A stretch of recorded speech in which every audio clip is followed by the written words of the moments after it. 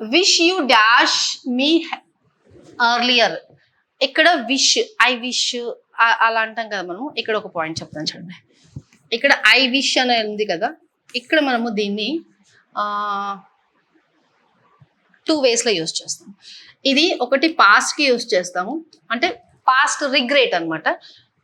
Regret అలా ఉంటే బాగుండేది, అలా అయ్యి ఉంటే బాగుండేది అనుకుంటాం. అలా పాస్ట్కి యూజ్ చేస్తాం అండ్ ప్రజెంట్కి కూడా యూజ్ చేస్తాం.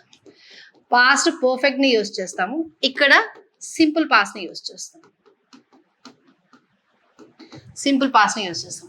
ఇక్కడ మేడం మళ్ళీ ఇది ప్రజెంట్లో ఉందా పాస్ట్లో ఉందా అని మరి ఎలా చెప్తున్నారు అని మీరు అడగొచ్చు.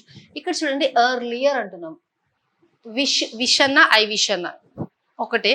నేను ఏదో విష్ చేస్తున్నాను అంటే విష్ చేస్తున్నాను, రెండు నేనే కదా మాట్లాడుతుంది. సో ఇక్కడ అజ్యూమ్డ్ దట్ ఐ విష్ అనమాట. Wish you dash me earlier.